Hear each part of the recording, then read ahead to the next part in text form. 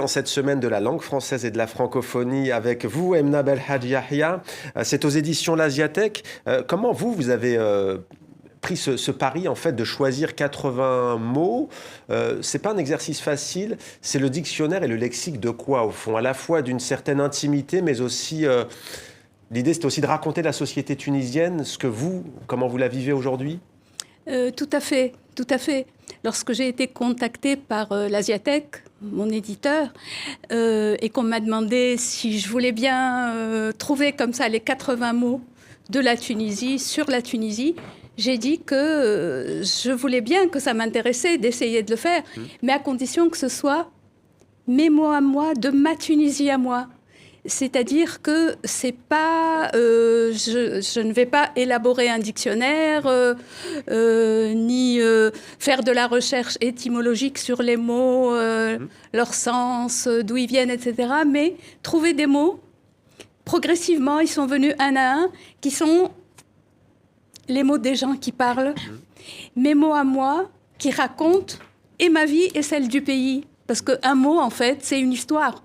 Et j'ai inventé comme ça, petit à petit, sans me rendre compte si j'allais arriver jusqu'au bout ou pas.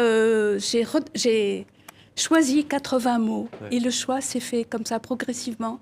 C'est venu un peu tout seul. Je n'avais pas de contraintes. Pas de contraintes. En français et en arabe tunisien, en quoi y a-t-il des passerelles, des connexions, et en quoi il y a une fusion, au fond, entre l'arabe et le français? On pourrait citer, par exemple, la cuisine.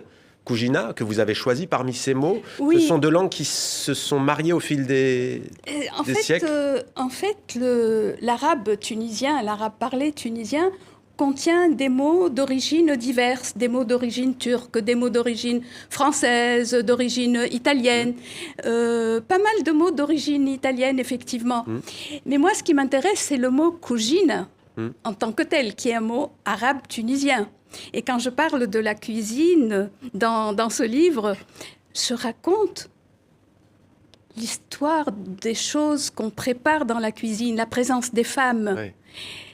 Et comment les hommes ont eu envie à un moment donné de pénétrer dans ce lieu très féminin, oui. Les difficultés de pénétrer là-dedans, l'intérêt que ça présente. Le cuisine, c'est... En fait, on peut aller librement où on veut avec un mot. Ouais, vous partez d'un mot et ensuite vous essayez d'aller vers la sociologie un peu, vers... Oui, c'est vrai, la sociologie, l'histoire, l'intimité des gens, la mienne un petit peu. La nostalgie de l'enfance ? Aussi, parce que c'est des mots de l'enfance. Et des mots spécifiques à telle ou telle région de Tunisie aussi, parce que c'est une langue très riche. Oui et non. Voyage. Oui et non, en fait, oui, parce que en fait, comme c'est la Tunisie, c'est pas très grand. Les mots que j'ai choisis sont des mots qui sont utilisés, connus, répétés dans toute la Tunisie. Des fois, l'accent change un petit peu, mais c'est vraiment des mots tunisiens qu'on trouve dans le nord, au Sahel, dans le sud. En fait, c'est des mots vraiment tunisiens qui rassemblent tous les Tunisiens, et c'est les mots de ce qu'on appelle la derija, ça veut dire l'arabe tunisien, l'arabe parlé. L'arabe parlé. Oui. Il y a notamment démocratie, démocratia, et là j'aimerais vous entendre, puisque on est 13 ans après la révolution de janvier 2011. Est-ce qu'il y a un mot, selon vous, pour décrire aujourd'hui la situation de la Tunisie? Et peut-être, d'ailleurs, l'avez-vous choisi parmi ces 80?